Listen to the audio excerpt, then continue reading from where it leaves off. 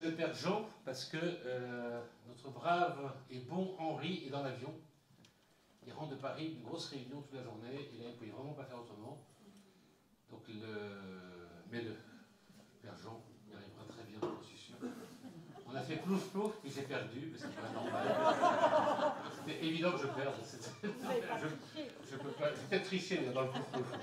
Donc le père Jean a accepté très gentiment de faire la présentation. Je vais baisser le plus souvent. Et puis, donc de tradition, on continue donc le cycle de cette année. Et Dieu vit que cela était très beau. 50 minutes, 1 heure de conférence du Père de Jean. Et puis des questions-réponses, si vous en avez, ça serait bien que vous en ayez. Parce qu'à chaque fois, c'est toujours Henri qui les a. Il n'y a pas Henri ce soir. Alors, le Père Jean, je ne suis pas inquiet, il en aura plein. C'est son boulot.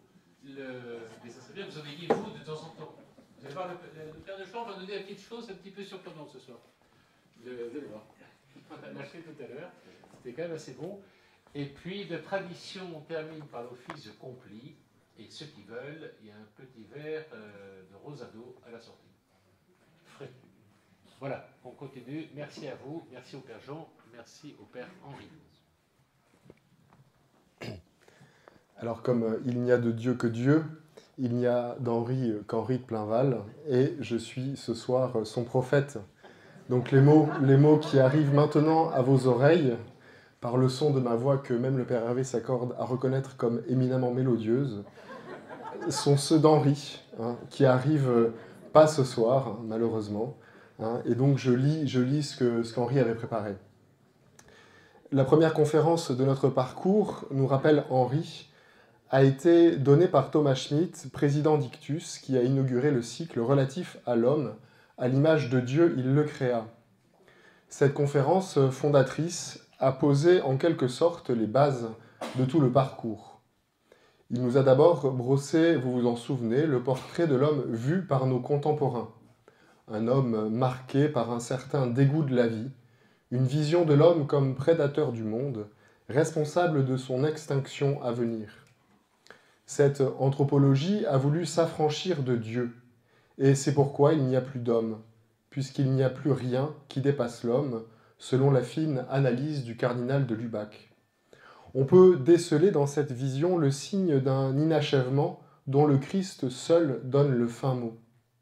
C'est pourquoi Thomas Schmitt a ensuite plongé dans le mystère chrétien, et ceci en 2 temps.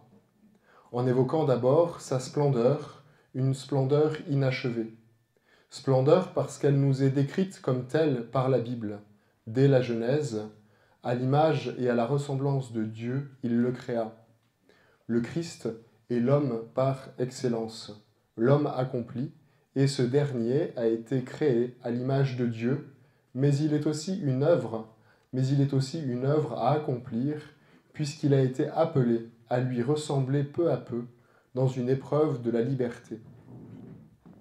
Et cependant, cette splendeur est inachevée parce que le péché originel bien sûr notamment, marque nos existences, comme on le voit même chez les tout-petits. Or, comme le résume Pascal, rien ne nous heurte plus rudement que cette doctrine, et cependant, sans ce mystère, le plus incompréhensible de tous, nous sommes incompréhensibles à nous-mêmes. Enfin, c'est d'une splendeur retrouvée que nous a parlé Thomas Schmitt à propos de l'homme sauvé par Dieu, par le Christ dans le péché. L'homme est en grand désordre, mais néanmoins toujours capable de Dieu, comme l'enseigne la constitution pastorale sur l'Église dans le monde de ce temps, Gaudium et Spes. C'est dans le Christ que l'on comprend vraiment qui est l'homme, à quoi il est appelé. Sa grande aspiration résumée par saint Augustin, « Mon cœur est sans repos tant qu'il ne demeure en toi ». Pour conclure, Thomas Schmitt nous exhortait avec les mots de Blois « Il n'y a qu'une tristesse, c'est de n'être pas des saints ». Effectivement, sur ces fondements profonds, solides, étayés, nous pouvons asseoir notre agir chrétien. Nous voyons ici d'ailleurs l'articulation entre les fondements et la vie concrète, qui a conduit à la formule de cette année avec des duos de conférences, l'une plus fondatrice, c'était celle de Thomas Schmitt la semaine dernière, l'autre plus incarnée. Ce sera celle de ce soir, mon Père, quoique Carme, vous êtes aussi sur cette terre avec nous. En faisant, ça c'est pas d'Henri, c'est de moi. En fait d'incarnation, il nous est demandé rien de moins que la sainteté. Et celle-ci s'exerce, si l'on peut dire, dans le monde, dans le réel. C'est pour parler de cette dimension plus concrète, plus quotidienne, que nous avons la joie de recevoir ce soir le Père Henri Desjean, Carme Deschaux. Il vient témoigner sur l'accompagnement spirituel et la sainteté. Or, accompagner, c'est d'abord sans doute, en écho au décryptage du mois dernier, reconnaître la vraie nature de l'homme, s'émerveiller dans la louange que c'est une créature de Dieu, créée à son image qui vient à nous. Et le savoir pauvre, faible, capable de pécher, dans une vision vraiment miséricordieuse, comme seul Dieu peut la donner. C'est donc accompagner d'abord dans la charité, avec cette miséricorde qui vient de Dieu, qui nous permet de nous reconnaître misérables, mais parfaitement aimables. Une charité qui s'oppose à ce que serait une terrible dureté, un jugement qui enfermerait. Mais c'est ensuite accompagner dans la vérité, dans l'exigence, c'est tirer vers le haut, car l'homme, avec la grâce de Dieu, est toujours capable d'héroïsme. Il ne s'agit donc pas, comme le voudraient au contraire nombre de contemporains, de se contenter de notre situation, de se dire qu'au fond, on ne fait pas si mal, qu'on ira tous au paradis, comme le dit la chanson. Non, la vie chrétienne est un héroïsme, une exigence, mais une exigence que rend seule possible la grâce de Dieu.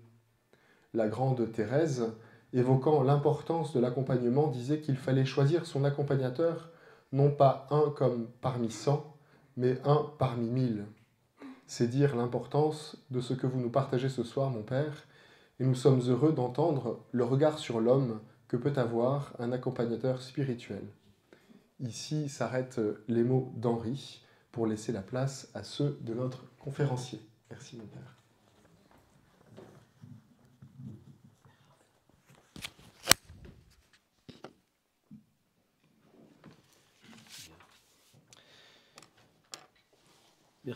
Merci beaucoup.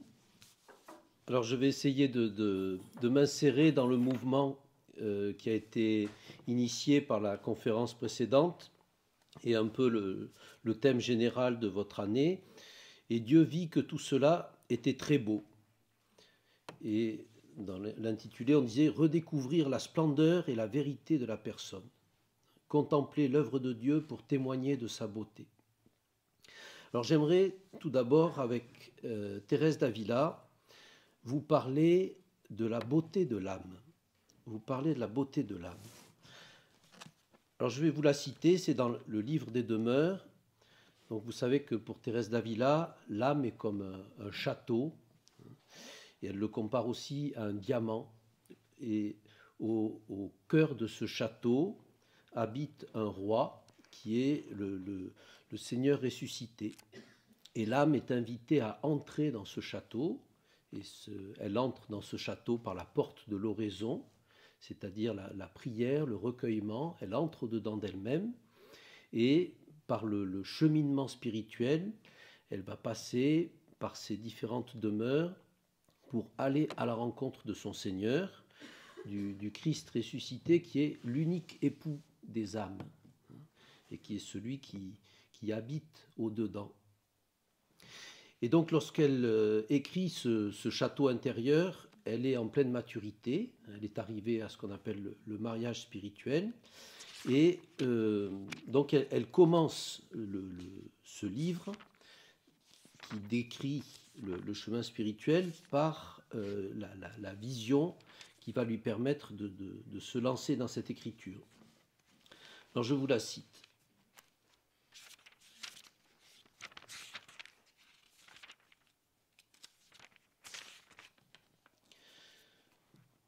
Voilà, donc elle raconte qu'elle est en prière pour demander au Seigneur de l'inspirer, parce qu'elle doit commencer ce travail qu'on lui a demandé. On peut considérer l'âme comme un château qui est composé tout entier d'un seul diamant ou d'un cristal très pur, qui contient beaucoup d'appartements, ainsi que le ciel qui renferme beaucoup de demeures. Il y a plusieurs demeures dans la maison du Père. De fait, mes sœurs, si nous y songions bien, nous verrions que l'âme du juste n'est autre chose qu'un paradis, où notre Seigneur, comme il l'affirme lui-même, trouve ses délices. Mes délices sont d'être avec les enfants des hommes. Dès lors, quelle doit être, d'après vous, la demeure où un roi si puissant, si sage, si pur, si riche de tous les biens, daigne mettre ses complaisances? Pour moi, je ne vois rien à quoi l'éminente beauté d'une âme et sa vaste capacité puissent être comparées. Donc, une image qu'on peut donner, si vous voulez, c'est Dieu a créé l'âme comme une demeure pour lui. Et donc, il y a quelque chose d'unique dans l'âme, dans tout le cosmos. Seul le cœur de l'homme est capable d'accueillir Dieu, d'être la demeure de Dieu. Imaginez un peu, c'est un architecte qui fait sa maison. Il va mettre tout le meilleur de son art dans sa maison.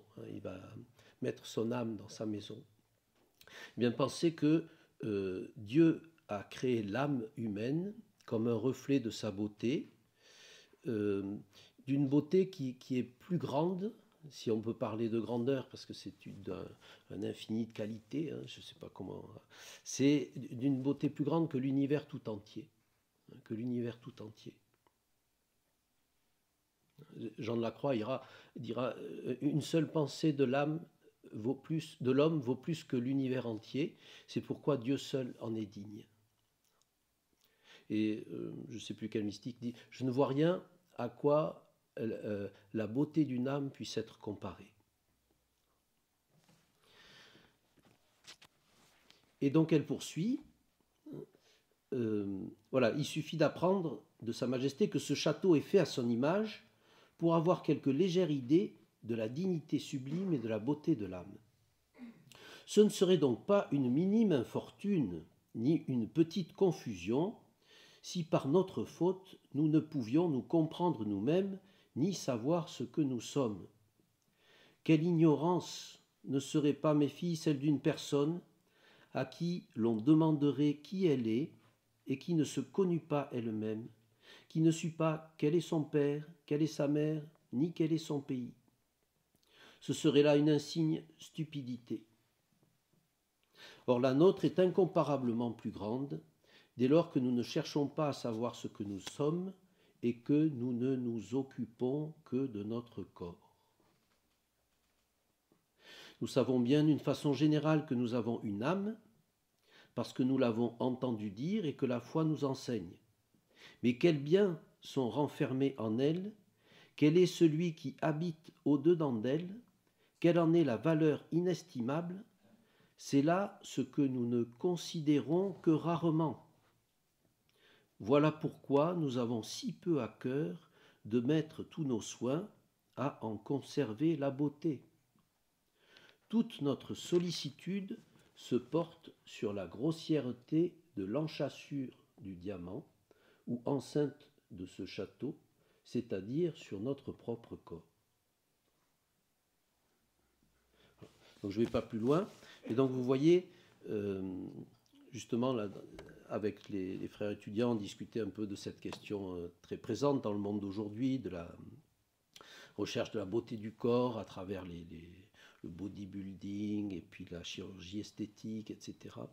Et puis il y a un frère qui a fait remarquer qu'effectivement c'est certainement la perte de conscience de la beauté de l'âme qui fait que l'homme ayant besoin de se plaire à lui-même, dans sa quête de beauté, eh bien il n'a plus que son corps à travailler. Et donc il reporte sur son corps tout le travail qu'il devrait effectuer sur son âme. Et c'est exactement ce que nous dit Thérèse. Voilà, donc la beauté de l'âme. Et puis elle va poursuivre ce développement en nous racontant la vision qu'elle a aussi d'une âme en état de péché mortel. Alors je ne vous la lis pas, vous pourrez vous y reporter. Elle a cette vision, donc d'un côté d'une âme en état de grâce, et elle voit cette âme donc soit comme un diamant, soit comme un jardin dans lequel le Christ se promène, soit aussi elle voit un arbre de vie qui est planté au milieu de ce jardin et qui porte des fruits. Donc l'âme en état de grâce, c'est un jardin qui porte du fruit, c'est un jardin luxuriant. Et au contraire, l'âme en état de péché mortel, elle dit ce diamant est comme recouvert d'un linge très noir. Et donc le soleil a beau rayonner, il ne traverse pas. Et donc l'eau qui est répandue est une eau qui est noire, qui est grise. Et donc, si vous voulez, elle montre comment cette âme-là est incapable du bien surnaturel pour lequel elle a été créée. Et elle est, si vous voulez, laide dans la mesure où elle manque à la beauté pour laquelle elle est faite. Je vais quand même vous citer un tout petit peu ce passage.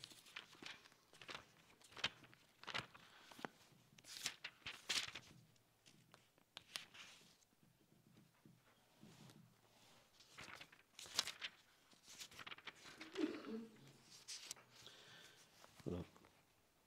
Donc, elle se trouve en oraison et le Seigneur lui montre l'état d'une âme qui est en grâce avec Dieu. Je vis la Sainte Trinité lui tenir compagnie et par le fait même lui donner le pouvoir de dominer le monde entier. Il me fut dès lors donné de comprendre les paroles du livre des Cantiques, que mon bien-aimé vienne dans mon jardin et se nourrisse du fruit des pommiers. Il me montra en outre l'état d'une âme en péché mortel. Elle est privée de tout pouvoir, semblable à une personne qui est complètement liée et attachée, qui a les yeux bandés, qui malgré ses efforts ne peut ni voir, ni marcher, ni entendre, et qui enfin se trouve dans d'épaisses ténèbres. Je fus tellement touché de pitié pour les âmes qui sont en cet état, que tous les tourments possibles me sembleraient légers pour en délivrer une seule.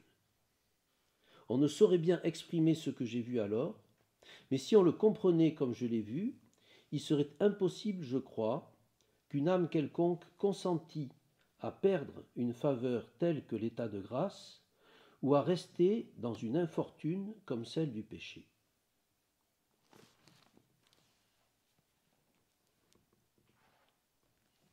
Donc vous voyez que nous avons une beauté de l'âme qui est une beauté reçue. Considérez la personne comme un être de lumière, comme une lampe, comme un vitrail, qui laisse passer la lumière de Dieu qui l'habite. Et c'est cette lumière qui est cachée au fond du cœur, cette lumière de la grâce du baptême, de l'habitation des trois personnes divines, qui peu à peu imprègne tous les plis et les replis d'une personnalité pour en faire des êtres transfigurés, des êtres divinisés. Et c'est cela la sainteté. La sainteté, c'est cette grâce qui, depuis l'intime de l'âme, conquiert peu à peu toutes les fibres de la personne. Et ainsi, c'est la beauté de Dieu qui rayonne sur le visage des saints. La beauté de Dieu rayonne d'abord sur le visage du Christ, c'est justement tout le mystère des icônes ou du Saint-Suaire, c'est la beauté de Dieu est venue sur le visage du Christ, le Verbe fait chair, la beauté de la Vierge Marie. Vous savez que dans la dernière apparition de Lourdes, la Vierge Marie ne dit rien et la petite Bernadette note que jamais la Sainte Vierge ne lui avait apparu aussi belle. Et elle n'a vu sur la terre toutes les plus belles femmes qu'on lui a présentées, les statues qu'on a essayé de faire, rien n'était ressemblant. Donc la beauté de Dieu, la beauté du ciel est plus dissemblante que ressemblante, avec les beautés, les vestiges de beauté que nous connaissons dans ce monde. Et donc c'est cette beauté qui rayonne sur le visage des saints. Pensons à Mère Teresa, qui, vous connaissez ses photos, vous voyez cette vieille pomme fripée, mais sa beauté, c'est justement le poids de sa vie donnée. C'est la charité du Christ qui rayonne sur son visage. Si bien que on a des témoignages, des gens qu'il a rencontrés disaient on se sentait unique au monde, comme si on était l'unique personne dont elle avait à s'occuper.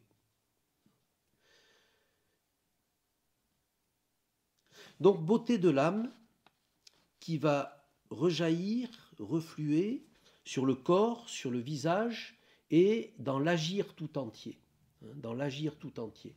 Et c'est cette beauté de Dieu même qui va donc se répandre dans le monde, être un témoignage dans le monde. Vous savez qu'on dit la beauté sauvera le monde, et c'est justement le cheminement de votre parcours, hein.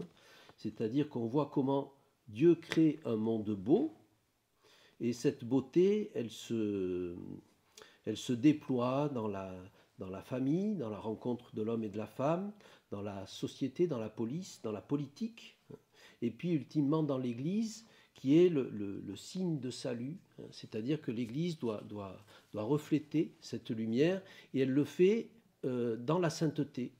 L'Église véritable, la vraie Église, c'est l'Église des saints. Ceux qui sont vraiment dans le cœur de l'Église, ceux qui sont l'Église dans son essence, ce sont les saints, parce qu'ils sont le reflet de la sainteté de l'Église.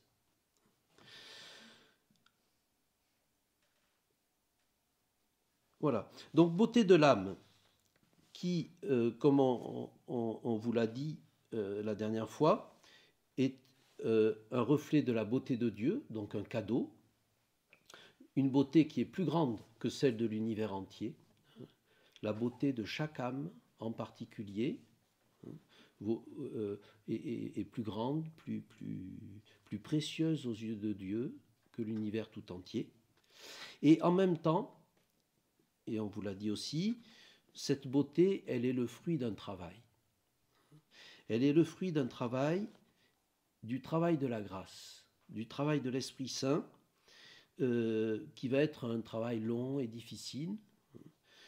C'est la lente maturation d'une plante, d'une fleur. Et de là découle toute notre application à la vie spirituelle et la nécessité de l'accompagnement spirituel, comme un jardinier qui doit cultiver son jardin. Donc le Christ jardinier va passer par des médiations pour cultiver les âmes. Et donc pour faire monter la beauté. Alors pour donner une comparaison très très imparfaite, voilà, il semble que dans les salles de sport, pour être en forme, on a un coach qui vous dit qu'il faut travailler tel ou tel exercice pour faire travailler tel ou tel muscle. Et ça vous donne d'être en forme. Et d'une certaine manière, la forme, c'est la beauté. Eh bien, désirer la sainteté, c'est désirer la beauté. C'est-à-dire que je pense que tous nous avons en nous ce désir de faire de notre vie quelque chose de beau. Nous sommes attirés par la bonté, par le désir d'aimer, d'être aimé, mais nous sommes aussi attirés par la beauté. Et lorsque dans la liturgie, nous célébrons les saints, eh bien, nous voyons la beauté d'une vie donnée, la beauté de leur âme. Et ainsi, la beauté d'une âme, qu'est-ce qui fait la beauté d'une âme ? Comme je vous l'ai dit, c'est la lumière de Dieu qui est en elle, mais cette lumière de Dieu, elle est charité. Dieu est amour, celui qui demeure dans l'amour demeure en Dieu, et Dieu en lui. Donc cette charité, elle est la lumière qui monte du cœur. Et donc rien n'est plus beau qu'une vie donnée par amour. Aujourd'hui, on fait mémoire des saints jésuites martyrs du Canada. Donc ce sont des jésuites français, je crois qu'il y en a 8, qui sont partis au Canada, qui ont été martyrs des Hurons et des Iroquois Alors des martyrs tous plus raffinés les uns que les autres, hein, dépecés vivants, enfin, etc. Et on a même l'un d'entre eux qui a été martyrisé une première fois, qui n'est pas mort, qui est rentré en France et qui a demandé à repartir. Oui. Donc c'est pour montrer à quel point ils étaient animés de ce feu de l'Esprit Saint, hein, qui les pressait de donner leur vie comme Jésus. Pas de plus grand amour que de donner sa vie pour ses amis. Et donc vous voyez comment ici, eh bien, la vraie beauté, elle est sans retour sur soi. Ce n'est pas une beauté qui se regarde dans un miroir, hein, ce n'est pas narcissique, comme je suis beau, comme ce que je fais est merveilleux.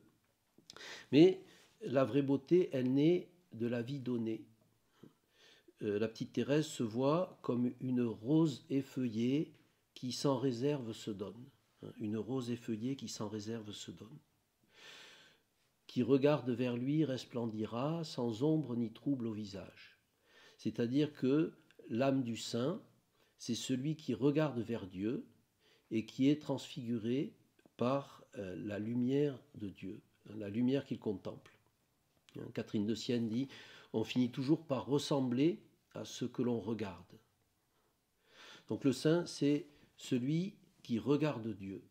Et parce qu'il regarde Dieu, son visage est illuminé. Donc la beauté des saints, elle est là. Elle est dans ce total oubli de soi qu'engendre la charité. Et donc vous voyez peu à peu se dessiner le lien entre sainteté, beauté, amour ou charité, et j'ajoute vérité, vérité. La beauté d'une âme, c'est sa cohérence, son harmonie avec sa vérité profonde.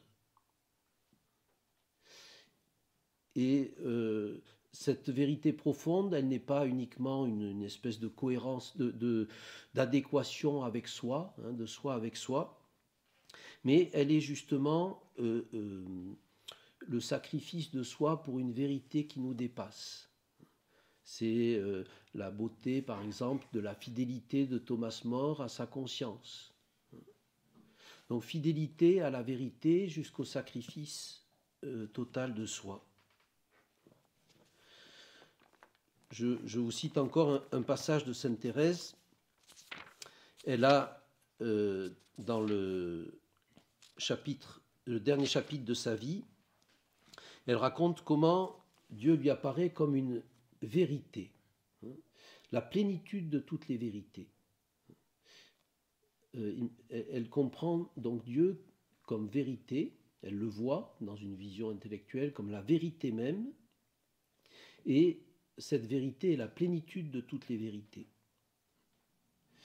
Et cette vérité lui adresse la parole, elle entend cette voix qui lui dit « Alors ce n'est pas une petite faveur que celle que je t'accorde, tout le mal qui arrive dans ce monde vient de ce qu'on ne connaît pas clairement les vérités de l'Écriture, dont cependant le moindre point ne manquera pas de s'accomplir. »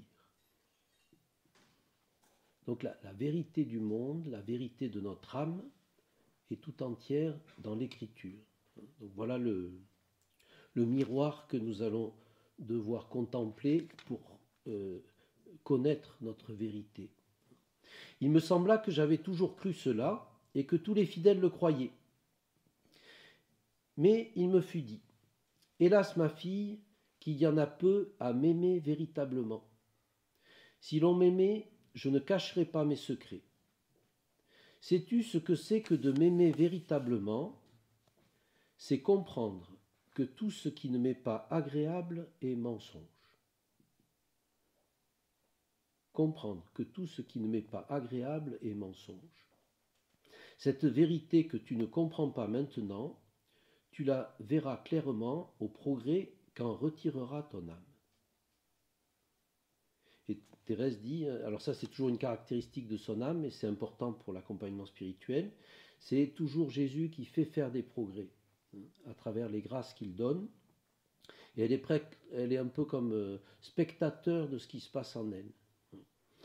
Depuis lors, tout ce qui n'est pas ordonné à la gloire de Dieu me semble tellement rempli de vanité et de mensonge que je suis rempli de pitié à la vue des ténèbres où se trouvent ceux qui ne possèdent pas cette vérité.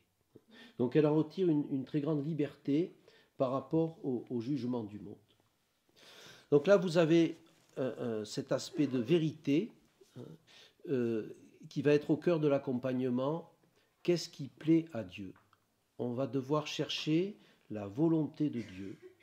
Tout ce qui ne m'est pas agréable est mensonge.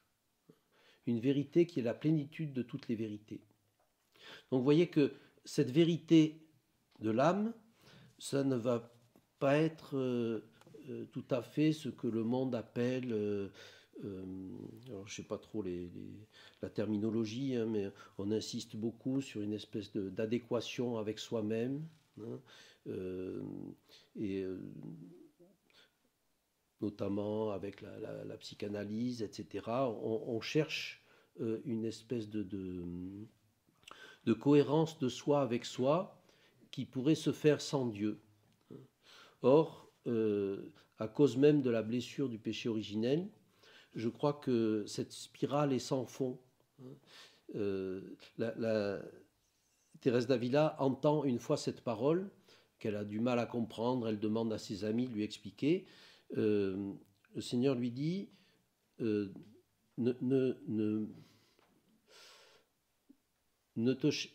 me cherche qu'en toi, ne te cherche qu'en moi. Ne me cherche qu'en toi, ne te cherche qu'en moi. Autrement dit, tu ne te trouveras pas toi-même si tu ne fais pas un détour par moi. Si tu ne viens pas à moi, ce n'est qu'en moi que tu te trouveras. Ce n'est que dans le regard que je porte sur toi que tu sauras qui tu es. Ce n'est que lorsque je prononcerai ton nom que tu te connaîtras enfin toi-même. Comme je suis connu, je connaîtrai.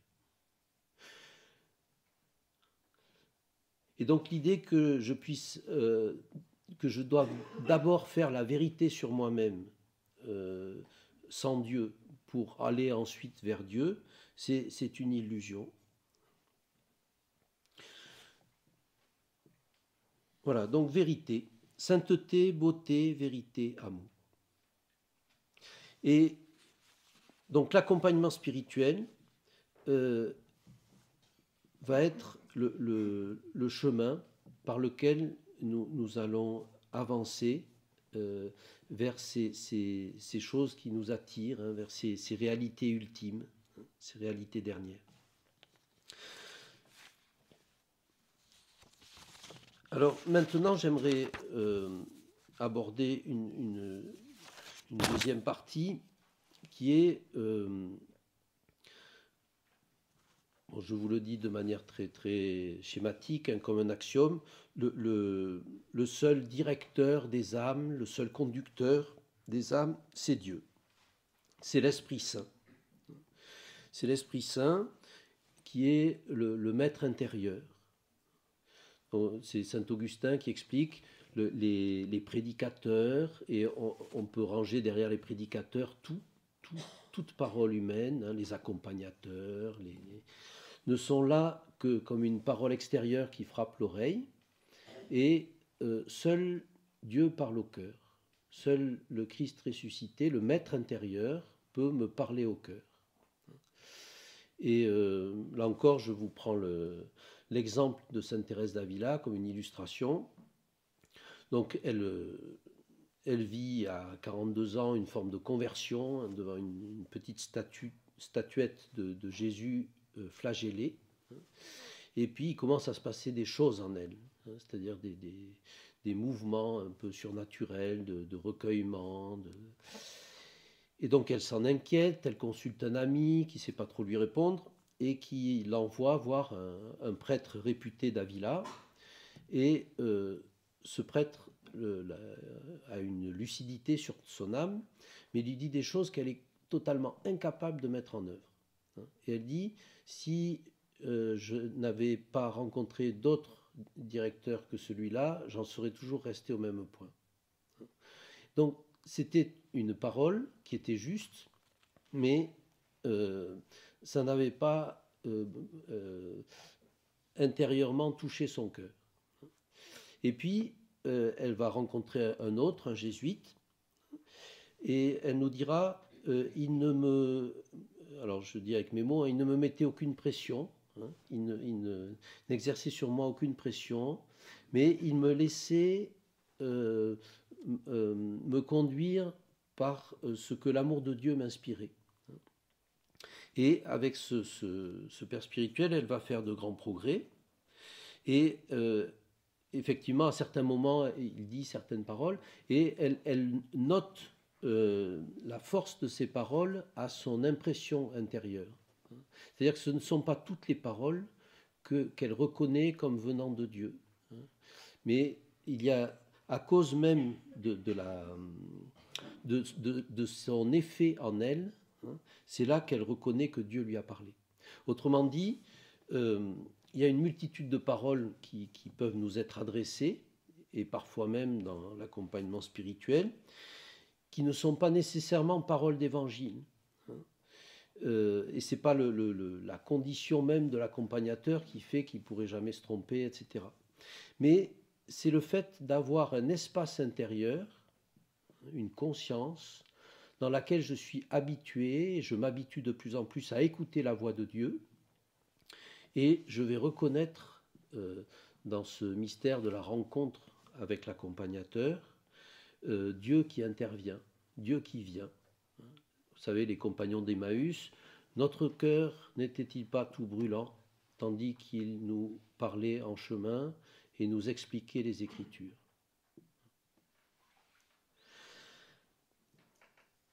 Voilà. Donc, Dieu, unique conducteur des âmes, unique sauveur, c'est lui seul qui, par sa grâce, nous attire à lui. Personne ne peut venir à moi si le Père qui m'a envoyé ne l'attire. Personne ne peut aller vers le Père sans passer par moi. Autrement dit, personne ne peut faire un pas vers Jésus s'il n'en reçoit pas la grâce. S'il n'en reçoit pas la grâce.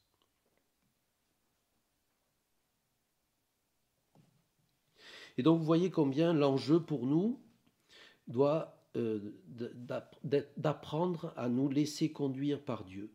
Apprendre à nous laisser conduire par Dieu. Alors chaque âme, chaque baptisé en particulier, est une pierre que Dieu travaille. Il travaille intérieurement par sa grâce et extérieurement par tous les événements de sa providence. Et ainsi, il dégrossit, il cisèle, il polit. Et le but ultime de Dieu dans cette pédagogie, c'est de rendre cette âme sainte, pleinement participante de sa vie, de la faire entrer dans son bonheur. Mais son but ultime, c'est l'Église. C'est ce corps entier de l'Église. C'est le Christ total. Et donc, la finalité vers laquelle nous tendons, ce n'est pas une sainteté individuelle, mais c'est une sainteté pour l'Église. C'est servir l'Église. Thérèse d'Avila meurt en disant « Je suis fille de l'Église ». C'est-à-dire que l'accomplissement, l'achèvement de notre personne se fait lorsque nous sommes tout entiers au service de l'Église. Et quelle que soit notre condition, prêtre, religieux, laïque, marié, et même, j'insiste, le plein accomplissement d'une famille, c'est de se comprendre comme membre de ce corps plus grand, qui est l'achèvement de toutes choses et qui est l'Église. Donc l'Esprit Saint est l'artiste des âmes. Donc c'est lui qui est l'artisan de cette beauté. La petite Thérèse dit, vous savez, elle a du mal à aimer une sœur qui a le don de lui être désagréable en tout. Et elle fait cette remarque, il dit, il n'est pas d'artiste qui n'aime à recevoir des louanges pour son œuvre. Donc lorsque je vois cette sœur, je rends grâce à Dieu pour sa beauté. Enfin, elle voit la beauté de cette âme malgré tout ce qui déplaît à sa sensibilité. Mais par les yeux de la foi, elle voit cette personne comme l'œuvre de Dieu.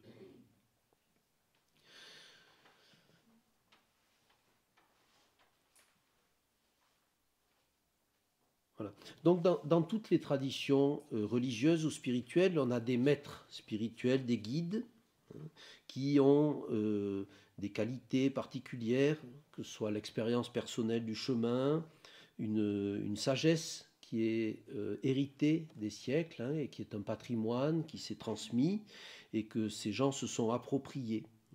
D'où les qualités habituelles qu'on reconnaît à un directeur. Il faut qu'il soit instruit, prudent et expérimenté. Donc ce sont des qualités de plus en plus rares. Voilà. Mais au-delà de la rareté des bons directeurs, des bons accompagnateurs, vous voyez que l'enjeu premier, c'est entrer dans l'art d'être disciple. C'est-à-dire que Dieu ne manque pas de conduire celui qui se met à son école, celui qui se fait disciple.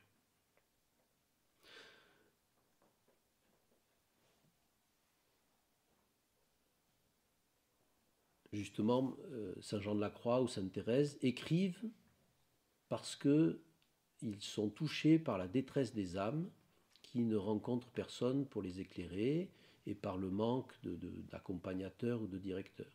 Donc vous voyez comment, et Saint François de Sales dit aussi, je crois, si on n'en trouve pas un qui convient, il vaut mieux ne pas en prendre qu'en prendre un mauvais. Donc c'est parce que on peut être dirigé, on peut justement recueillir cette sagesse à travers les livres, hein, et on a un patrimoine spirituel de plus en plus important. Vous pouvez lire Saint François de Sales, vous pouvez lire les Saints du Carmel. Et puis, vous avez, je voulais le dire plus tard, mais je le dis maintenant, je ne pense pas que tout le monde ait besoin d'un accompagnateur spirituel. Vous avez aujourd'hui, on brandit un peu comme un drapeau. Alors c'est vrai qu'un chrétien tout seul est un chrétien en danger, mais un chrétien sans accompagnateur n'est pas un chrétien tout seul. Il est membre d'une communauté. Voilà. De fait, on est accompagné de multiples manières. Un enfant est accompagné par ses parents. J'espère que les parents ont le souci de l'âme de leurs enfants et pas seulement de leurs résultats scolaires. Et donc ils ont ce souci du projet de Dieu sur eux, de la pépite d'originalité que Dieu a placée en eux et du désir de sainteté que l'Esprit Saint a mis dans leur cœur. Hein, le projet de Dieu sur chacun de nous, c'est la sainteté. Voilà, donc les parents pour les enfants. Et puis je pense que pour beaucoup de gens, un bon confesseur régulier suffit amplement pour former la conscience, pour être là quand il faut prendre des décisions délicates, pour être un interlocuteur de notre conscience qui nous permet justement d'avoir le regard de l'Église,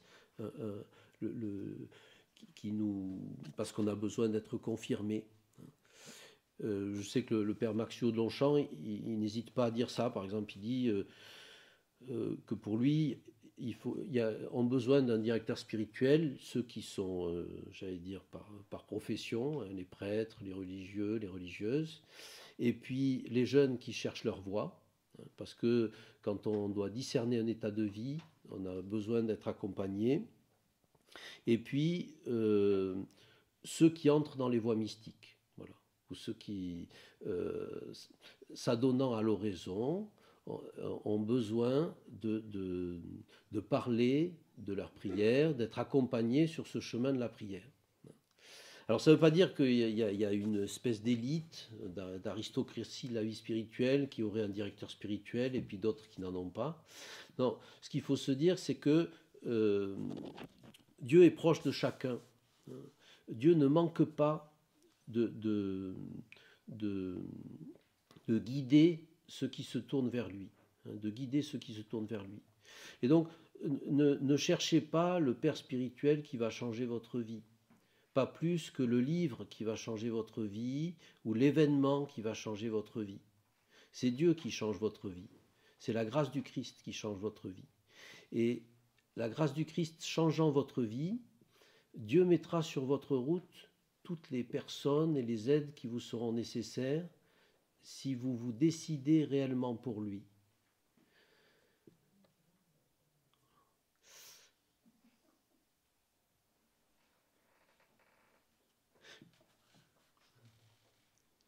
Je pense aussi, là, je vois, vous avez Saint Joseph, hein, Thérèse d'Avila dit que on peut prendre Saint Joseph comme maître de prière, hein, comme celui qui va nous guider sur les chemins de la prière. Hein, si on n'a personne pour nous éclairer sur les voies de l'oraison, on peut prendre Saint Joseph.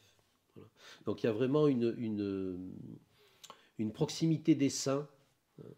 Je pense à la petite Thérèse qui a beaucoup reçu de Saint Jean de la Croix. Et elle dit elle-même hein, qu'elle reviendra, donc ça, elle parle de sa pluie de roses, mais qu'elle reviendra, le bien qu'elle veut passer, elle veut passer son ciel à faire du bien sur la terre, eh bien ce bien qu'elle veut faire, c'est l'essentiel de ce bien, c'est enseigner sa petite voix aux âmes. Donc vous voyez bien qu'elle est maîtresse de vie spirituelle. Et que si vous l'appelez, si vous l'invoquez, elle vous éclaire le cœur, elle vous donne des lumières, hein, elle vous conduit. Donc le danger serait que, recherchant trop, bon, vous mettez les dièses et les bémols pour pondérer ce que je dis, hein, mais recherchant trop de sécurité et vous savez, on est dans un monde, on multiplie les procédures, les choses. Donc, on veut avoir tout ce qui va bien dans la vie chrétienne. On veut avoir tout l'attirail et on pense que s'il nous manque l'accompagnateur, il nous manque quelque chose. Non. Il faut vraiment rechercher les lumières de l'Esprit Saint, les lumières intérieures. Vous savez que la loi de Dieu, la loi nouvelle, c'est l'Esprit Saint dans le cœur. La loi ancienne, elle était écrite sur des tables de pierre, hein, et c'est saint Thomas, je crois, qui le dit. C'est la loi du Christ, c'est celle que le doigt de Dieu inscrit sur notre cœur.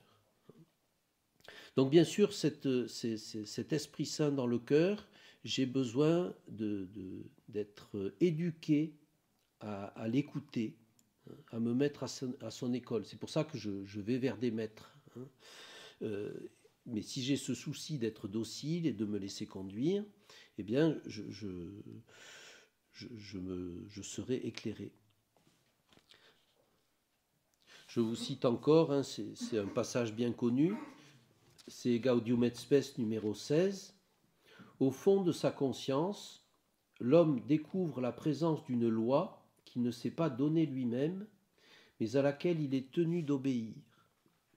Cette voie qui ne cesse de le presser d'aimer, d'accomplir le bien et d'éviter le mal, au moment opportun, résonne dans l'intimité de son cœur.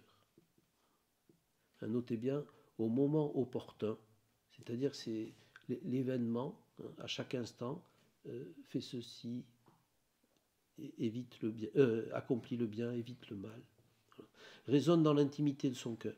C'est une loi inscrite par Dieu au cœur de l'homme. La conscience est le centre le plus intime et le plus secret de l'homme, le sanctuaire où il est seul avec Dieu et où sa voix se fait entendre.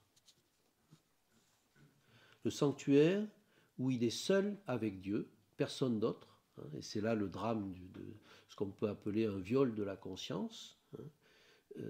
C'est même un enfant de 7 ans, il a une conscience. Hein. Donc,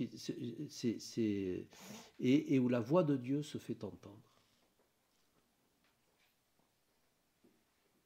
Et donc cette conscience, elle a besoin d'être éduquée, et ce sera un des rôles du directeur, de l'accompagnateur, hein, que justement d'éclairer cette conscience, hein, d'être le témoin de cette conscience. Et je crois que là, il y a un enjeu majeur pour aujourd'hui. Hein. L'accompagnateur ne doit pas infantiliser ses accompagnés. Le chrétien n'est pas quelqu'un qui attend qu'on lui dise ce qu'il faut faire. Ni de la part du pape, ni de la part de ses évêques, ni de la part de son curé, ni de la part de son directeur spirituel. Le chrétien est un homme libre. Le chrétien est un homme libre parce qu'il a Dieu dans son cœur. Il a l'Esprit Saint qui le libère. Edith Stein faisait cette prière, libérez ma liberté, libérez ma liberté. Donc le chrétien est un homme qui écoute sa conscience, qui apprend de plus en plus et qui affine sa conscience, qui devient de plus en plus sensible. Et donc je pense que on a l'exemple, vous avez entendu parler du film Une vie cachée, Franz Jägerstätter, ou Thomas More, ou d'une certaine manière, je pense à Jérôme Lejeune ou à le roi Baudouin. Je pense que ces hommes que nous regardons comme des exemples à cause de la fidélité qu'ils ont à leur conscience, eh bien, ne le sont pas devenus du jour au lendemain. Mais c'est aussi par la pédagogie de l'Église, et je le sais en particulier pour le roi Baudouin, c'est par le biais de la confession, justement, par le biais de l'accompagnement spirituel, que cette conscience s'est affinée jusqu'à ce moment ultime où on accepte de tout perdre, ou du moins de perdre beaucoup, pour rester fidèle à cette petite voie.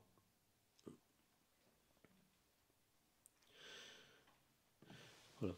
Donc je vais... Alors je vous dis encore deux, trois choses. Alors Saint Jean de la Croix, qui est un doux, qui est toujours très pondéré dans ce qu'il dit, dans un de ses ouvrages, il fait une sortie, il s'énerve contre les directeurs de conscience, justement parce qu'ils sont aveugles, et qu'ils abîment le travail de Dieu, et qu'ils s'entremettent entre Dieu et l'âme. Et il dit, imaginez la toile d'un grand maître, et qui est reprise par un apprenti, un peintre en bâtiment, qui met des grandes traînées comme ça. C'est une catastrophe. Et donc il est véritablement saisi de colère. C'est étonnant. Et donc à ce moment-là, il nous dit, il y a trois aveugles qui peuvent conduire l'âme dans la fosse. Il y a trois aveugles dont elle doit se méfier et qui vont essayer de la détourner de la voie de Dieu. Alors, je suis conscient que c'est un peu iconoclaste, mais bon, c'est le maître spirituel, le démon et soi-même. Donc, vous voyez, pour écouter Dieu, il faut écarter tout ce qui n'est pas Dieu. Et donc, le maître spirituel, parce qu'il ne comprend pas ce que Dieu fait et que tout ce qui nous échappe nous est difficile à accepter. Voilà, donc ce qui lui est demandé, c'est une chasteté, un retrait, d'accepter justement de laisser à Dieu l'œuvre de Dieu. La petite Thérèse se considérait comme une lettre cachetée qui ne serait ouverte qu'au ciel. Donc le mystère des âmes est toujours caché. Le secret de l'âme est caché, Dieu seul le voit, Dieu seul en voit la beauté. Et donc le maître spirituel, le démon, parce que lui aussi ne peut pas avoir accès à cet intime de l'âme dans lequel Dieu habite, et donc de rage, il tourne autour et il essaie d'empêcher ce que Dieu fait. Et puis l'âme elle-même, parce que ne se comprenant pas, elle ne se laisse pas à Dieu. Et là, c'est un dernier point, et ça va un peu aussi contre ce que j'ai pu dire par rapport à la vérité. Nous avons tendance à penser, c'est très fréquent, que nous devons tout maîtriser. Et la vie spirituelle, peut-être plus que le reste. Donc nous sommes des faiseurs, nous fabriquons. On fait du sport, on fait oraison, on fait de la vie spirituelle. Voilà. Mais se laisser faire nous est très difficile. Et donc en particulier, à cette étape, c'est Dieu qui travaille dans l'âme, et l'âme elle-même, si vous voulez, la part consciente de l'âme, doit accepter de ne pas pénétrer dans la chambre nuptiale, qui lui est cachée, qui demeure dans la foi, qui est le lieu où Dieu s'unit à l'intime d'elle-même. C'est le respect du mystère. Et bon, je ne fais pas d'excursus, mais c'est au cœur des problèmes de notre société d'aujourd'hui. C'est le refus du mystère. Et donc, ultimement, l'âme ne se rend qu'à Dieu. La foi, c'est l'âme qui se rend à Dieu. Et donc, le rôle du directeur, c'est encourager,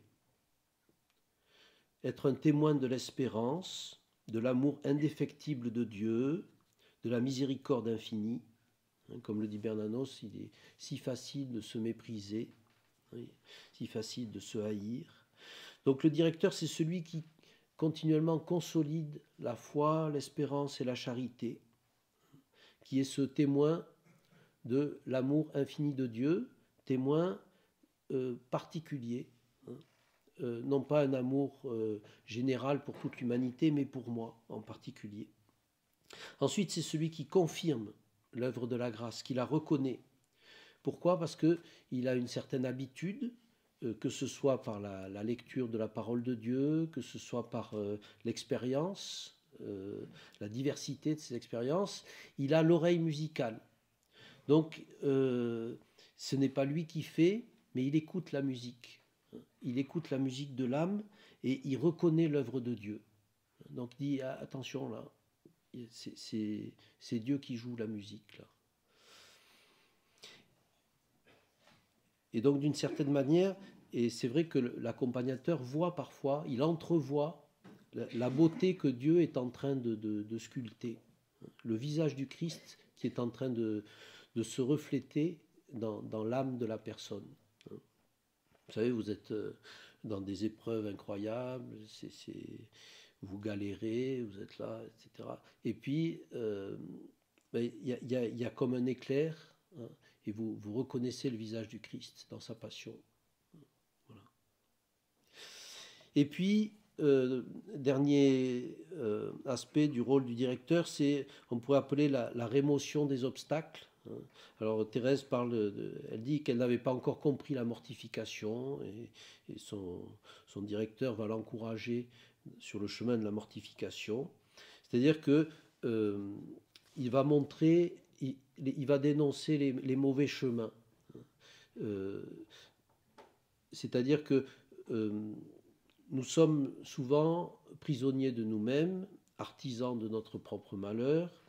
Nous avons une multitude d'attaches, de mauvaises habitudes, d'addictions, tout ce que vous voulez. Et donc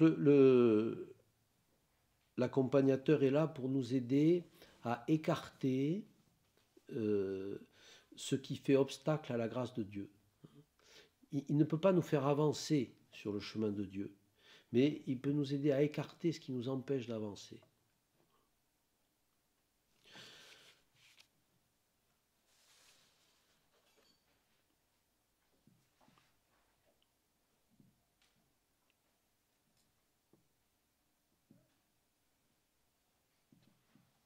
Voilà, alors j'avais noté des passages bibliques qui font référence à l'accompagnement. Je pense à Jean-Baptiste.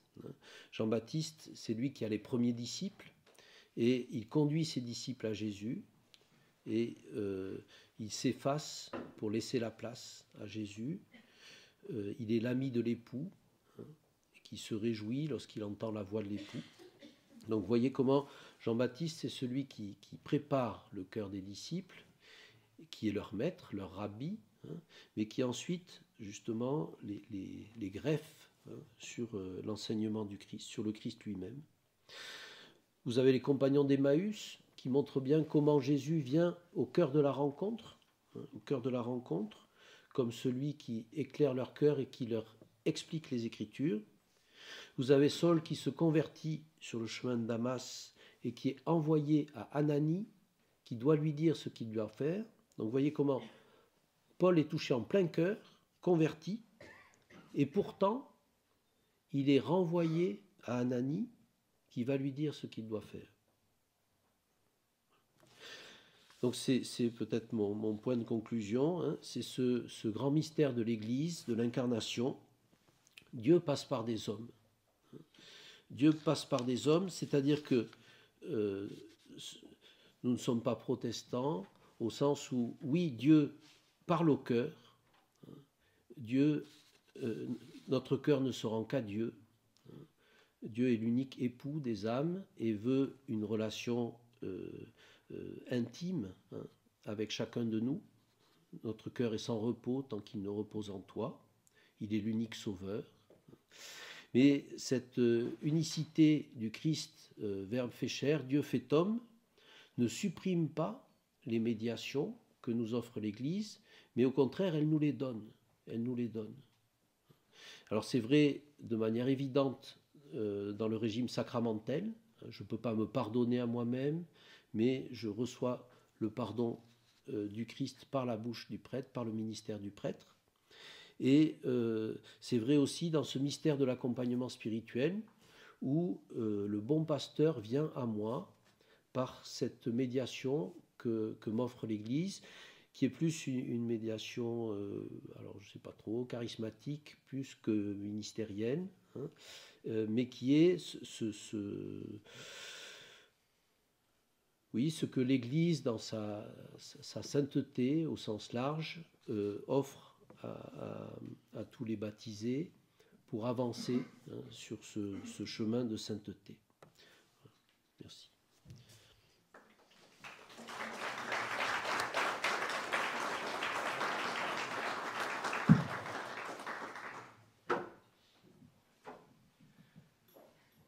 Merci mon père.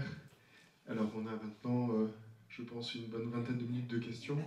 J'ai la lourde charge de prendre la place d'Henri. Alors est-ce que l'un ou l'autre voudrait aussi devenir le prophète et se glisser dans les pas d'Henri? Sinon j'ai quelques questions.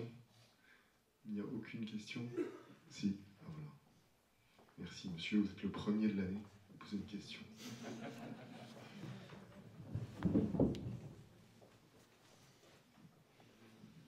Donc je porte une lourde responsabilité. Donc j'ai bien compris que on est appelé à reconnaître la grâce de Dieu, l'effet de la grâce de Dieu dans notre vie. Est-ce que par contre Thérèse d'Avila a eu des recommandations sur des actions qu'on peut mettre en œuvre pour justement se préparer, se disposer à recevoir cette grâce? Parce que je fais juste un petit parallèle, je suis professeur de yoga, mais je suis aussi chrétien, et je ne mélange pas les deux, mais pour autant, on voit quand on étudie une philosophie comme celle du yoga, il y a des dispositions assez précises qui sont données pour se préparer. Et je trouve que c'est intéressant d'aller revisiter la vie des saints chrétiens pour voir quel est le chemin qu'ils nous proposent. Voilà. Oui. Alors de fait, la grande recommandation de Thérèse d'Avila, c'est l'oraison. Donc l'oraison, elle ne parle que de ça, et elle montre comment dans sa vie, c'est ça qui a tout changé. Donc elle l'a découverte en lisant le troisième abécédaire de Francisco de Osuna. Il y avait un mouvement en Espagne qu'on appelait le Recorrimento, et qui consistait à se recueillir. Alors c'est un mouvement par lequel les sens se tournent vers l'intérieur, hein, et on s'applique à considérer Dieu au-dedans de soi, hein, le Christ présent au-dedans de soi. Et alors, donc elle a écrit un livre qui s'appelle Le chemin de perfection, où elle décrit cet apprentissage de l'oraison. Voilà. Alors, oui, il y a une réelle pédagogie. Elle invite à méditer sur les mystères du Christ, et puis à considérer donc le Christ dans les différents états de sa vie, soit ressuscité, soit dans sa passion. et cette habitude de le considérer au-dedans de soi. Et elle est même assez précise puisqu'elle dit que cette habitude du recueillement, on peut l'acquérir en 6 mois. Vous voyez, donc c'est... Et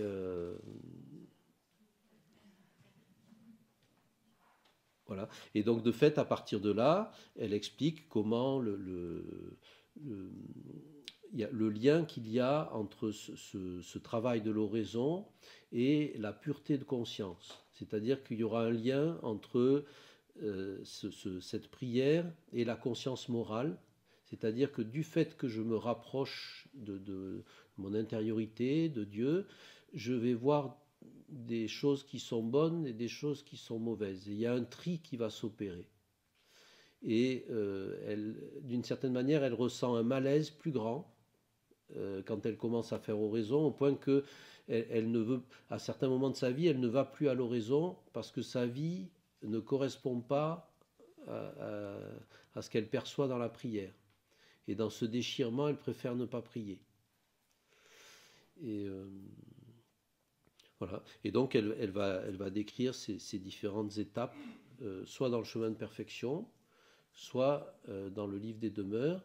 Et l'évolution de la prière intérieure va marquer les étapes de progrès, c'est-à-dire qu'il y aura d'abord un recueillement acquis, puis un recueillement infus, puis elle va parler des oraisons de quiétude et des oraisons d'union, qui sont des avancées de plus en plus grandes dans ce chemin de l'oraison, qui est un chemin de transformation de toute la personne. C'est-à-dire que c'est le point par lequel je me rapproche de Dieu, je plonge en Dieu, mais le résultat, la conséquence de cette avancée est une transformation de la globalité. Autrement dit, si je consacre un quart d'heure par jour à l'oraison, le fruit n'est pas uniquement dans ce qui va se passer dans ce quart d'heure, mais va être une transformation de toute mon existence.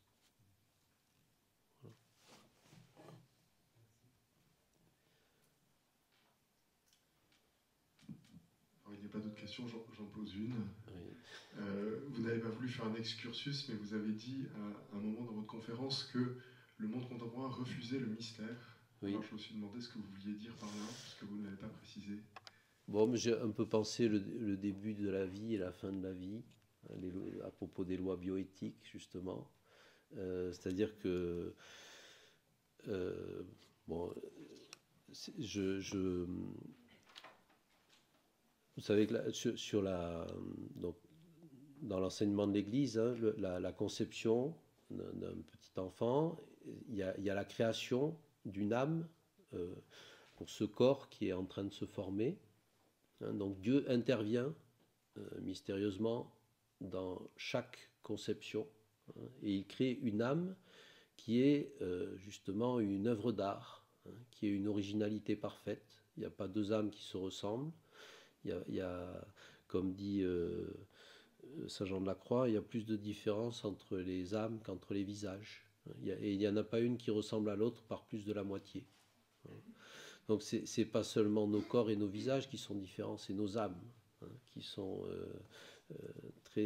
plus originales encore que nos corps. Et donc il y a un petit miracle, il y a un grand miracle, hein, qui s'opère dans chaque conception. Voilà, donc là, il y a un sanctuaire. Il y a un sanctuaire, c'est-à-dire il y a un lieu dans lequel l'homme ne doit pas entrer. Et de même, à la fin de la vie, oui. Je pense qu'il y a le mystère de cette rencontre de l'âme avec Dieu, hein, de Dieu qui appelle l'âme à le rejoindre. Et donc là aussi, ces deux moments sont des moments qui sont qui appartiennent à Dieu. Et donc je pense, hein, c'est plus du pressentiment, hein, mais que tout ce qui est transcendant, tout ce qui échappe à la technique, à la science, à la loi, trouve de moins en moins de place dans notre monde.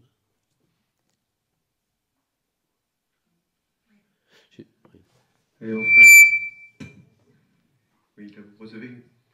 Donc je n'ai pas vraiment de questions, mais plutôt une observation, c'est qu'en fait, selon les ordres à la limite auxquels on s'adresse pour avoir un accompagnement spirituel, on rencontre des méthodes différentes. Je pense que c'est intéressant de partager que les jésuites vont plutôt prendre la personne là où elle est pour le sujet de façon je dirais, plus subjective, alors que les dominicains seront plutôt objectifs, que vous serez plutôt dans l'horizon. Ce que j'ai cru comprendre, que les bénédictins sont une progression lente, mais sûre. Voilà. Et je pense que c'est intéressant. Et après, effectivement, les diocésains, il y a les excellents docteurs en théologie, les excellents curés, tout ça. Enfin bref, mais je pense que c'est intéressant et je crois qu'on n'a pas beaucoup de sources qui permettent d'avoir un petit panorama qui explique exactement quelle méthode conviendrait peut-être le plus à une personne, je ne sais pas pourquoi, un petit guide pour se dire est-ce qu'on va plutôt les frapper à la porte des carmes ou des bénédictins, par exemple. Excellente question. Excellente question. Non, de fait, alors, deux choses. D'abord, je pense que tous les accompagnateurs doivent avoir assez de renoncement et à leur propre tradition pour être capable de s'adapter à la personne qui vient les rencontrer. Hein. Donc, de pas imposer trop de méthodes. Voilà, il faut vraiment s'adapter à la personne. Voilà, moi, j'ai souvenir d'avoir eu un jésuite qui m'imposait d'écrire tous les jours dans un cahier. Bon, ben, j'ai pas tenu longtemps. Hein, voilà. Mais donc, voilà, il me semble que chaque âme est plus en affinité avec une famille spirituelle. Un peu comme on a des fréquences vibratoires ou des voilà. Et donc, on est plus à l'aise avec telle ou telle tradition spirituelle. C'est des couleurs, c'est des sensibilités. Vous avez des âmes qui se sentiront brutalisées dans telle ou telle tradition et qui, au contraire, d'autres ont besoin de cadres bien précis, d'autres ont besoin de la lumière de la doctrine, etc. Donc, le moyen, je pense, de discerner. Bon, d'une part, on peut toujours tâtonner hein, en fréquentant différents lieux, différents confesseurs aussi.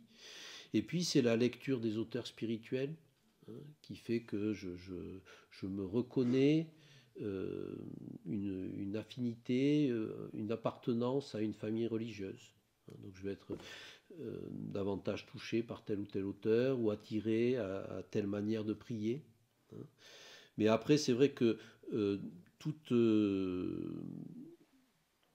il y a différentes manières d'accompagner. Si vous voulez, si vous avez une personne qui est commençante ou recommençante, elle a besoin de pédagogie. Et donc nécessairement, vous allez faire appel à ce que vous connaissez. Donc vous allez transmettre la pédagogie de votre tradition propre. Si vous avez quelqu'un qui ne prie pas, moi je pourrais lui apprendre à prier qu'à la manière carmélitaine. Parce que mais si vous avez une personne qui est déjà faite, hein, c'est-à-dire qui a déjà son armature spirituelle et sa manière d'aller à Dieu, vous avez des personnes dont l'accompagnement est très facile, entre guillemets, c'est-à-dire qu'elles ont une autonomie très grande quant à leur vie spirituelle, et elles ne vous demandent que quelques authentifications ponctuelles, si vous voulez. Donc, voilà, je ne sais pas si ça répond à votre question.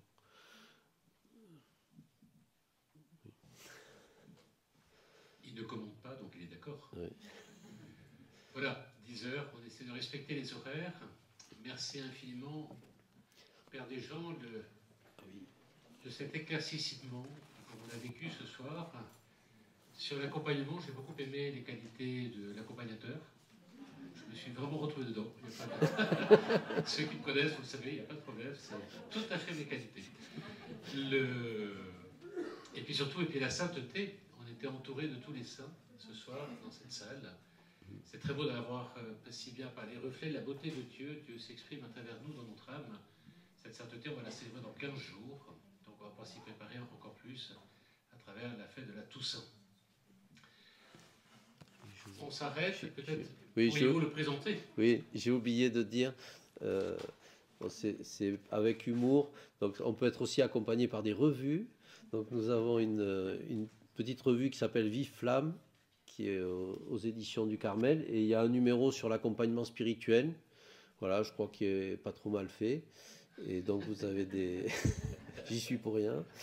Et donc vous avez le guide du bon accompagné, par exemple, qui est une personne laïque qui décrit exactement ce que l'accompagné doit apporter dans l'accompagnement. Voilà. Alors vous en trouverez au fond, à côté des cubis de rosé, pour la fin. Autant le rosé est gratuit que le Vive Flamme, Voilà, sur l'accompagnement, Flamme. c'est 7,50 €. Mais vous donnez ce que vous voulez. C'est pour les frères Carmes, voilà. avant toute chose. Ouais. Dont nous sommes les curés. Oui, oui. Ils sont sur notre territoire. Exactement. S'achève cette première étape. Dieu vit que cela était très beau. À son image et à sa ressemblance, il les créa. On a entendu Thomas Schmitt, le père de Jean, nous en parler ce soir. Le 16 novembre, nous attaquons la deuxième étape de cette année qui sera Homme et femme, il les créa à son image et à sa ressemblance. Et on attaquera aussi par la beauté de la masculinité. Je ne sais pas comment dire, ce serait plus le père Jean qui devrait nous dire, puisqu'on accueillera Fabrice Adjadj, qu'on ne vous présente pas parce que vous connaissez tous. Il nous a déjà fait une super conférence l'hiver dernier, je crois. Il n'avait pas pu venir à cause du Covid, il n'avait pas pu traverser la frontière suisse. Mais là, cette année, c'est bon, il est sûr de venir. Donc c'est le 16 novembre, il nous parlera de Saint Joseph, le père de Jean nous en a parlé. En fait, il avait en face de lui, vous l'avez derrière vous, Saint Joseph. Il veille sur nous, silencieusement, mais toujours présent. Et puis après, on continuera avec le regard plutôt féminin.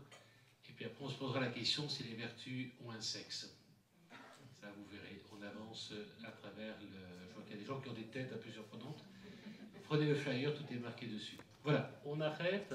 On vous propose de tradition de terminer par l'office des complis. Il se trouve qu'au fur et à mesure que les années passent,